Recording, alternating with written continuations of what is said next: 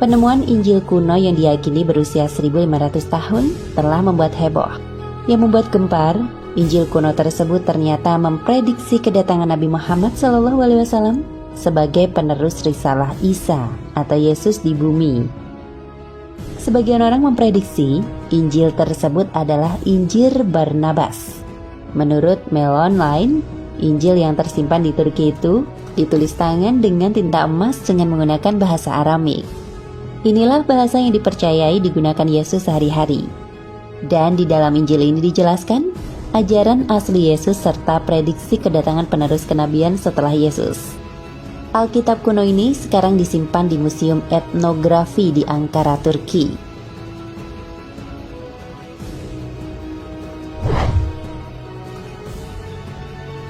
Dalam Injil Barnabas memang diungkapkan tentang akan datangnya Rasul bernama Muhammad SAW setelah Nabi Isa. Berikut ini isi Injil Barnabas yang menyebut tentang Nabi Muhammad. Bab 39 Barnabas.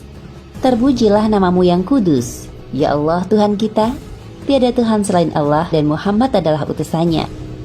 Masih pada bab 39 yang mengisahkan tentang Nabi Adam, Nabi Muhammad SAW juga disebut dalam dialog antara Nabi Adam dan Tuhan. Apa arti kata-kata? Muhammad utusan Allah, apakah ada manusia sebelum aku?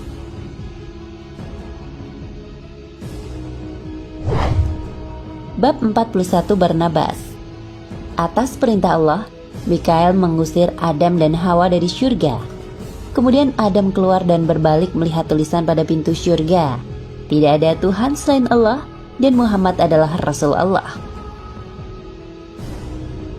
Bab 44 Barnabas. Pada bab ini Yesus atau Nabi Isa menyebut nama Nabi Muhammad. Oh Muhammad, Tuhan bersamamu. Bab 97, Yesus menjawab, nama Mesias sangat mengagumkan, karena Allah sendiri yang memberinya nama, ketika menciptakan jiwanya dan menempatkannya di dalam kemuliaan syurgawi. Allah berkata, tunggu Muhammad, karena kamu, aku akan menciptakan Firdaus, dunia dan banyak makhluk. Siapapun yang memberkatimu akan diberkati, dan barang siapa mengutukmu akan dikutuk. Bab 112. Dalam bab ini, Nabi Isa atau Yesus bercerita kepada Barnabas bahwa dirinya akan dibunuh. Namun, kata Nabi Isa, Allah akan membawanya naik ke bumi. Sedangkan orang yang dibunuh sebenarnya adalah seorang pengkhianat yang wajahnya diubah seperti Nabi Isa. Dan orang-orang akan percaya bahwa yang disalib itu adalah Nabi Isa. Tapi Muhammad akan datang, Rasul Allah yang suci, kata Nabi Isa. Nama Nabi Muhammad juga disebut pada bab 136, 163, dan 220. Isi Injil Barnabas di atas dikutip dari barnabas.net.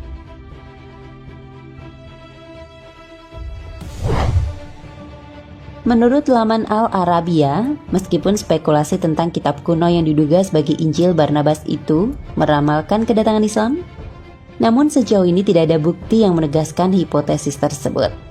Walau Injil Barnabas mengakui kedatangan Islam dan Nabi Muhammad SAW, namun skeptisisme tetap muncul karena kontradiksinya dengan Al-Quran. Sebab, sebagian besar studi tentang kitab ini menyatakan Injil Barnabas hanya kembali ke 500 tahun yang lalu. Sementara, Al-Quran telah ada sejak 1400 tahun silam. Demikian tulis Al-Arabia Senin.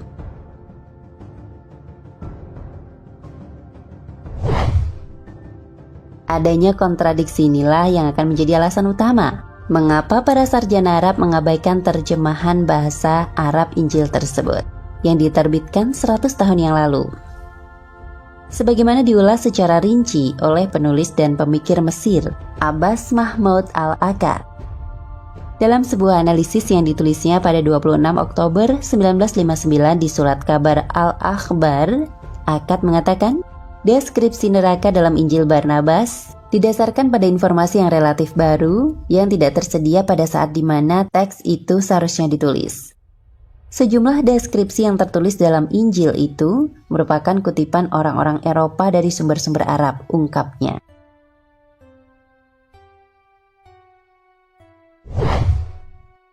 Seorang pendeta Protestan, Ihsan Osbeck, mengatakan Injil itu berasal dari abad ke-5 atau ke-6, sementara Barnabas, yang merupakan pemeluk pertama Kristen, hidup pada abad pertama. Salinan Injil di Ankara mungkin telah ditulis ulang oleh salah satu pengikut Barnabas, kata dia. Sebab, lanjutnya, ada jeda 500 tahun antara Barnabas dan penulisan salinan Injil. Umat Islam mungkin akan kecewa bahwa Injil ini tidak ada hubungannya dengan Injil Barnabas, ujarnya. Sementara Profesor Omer Farouk menilai Injil kuno itu pernah ditelusuri lebih lanjut guna memastikan Injil itu dibuat oleh Barnabas atau pengikutnya. Wallahu a'lam bishawab.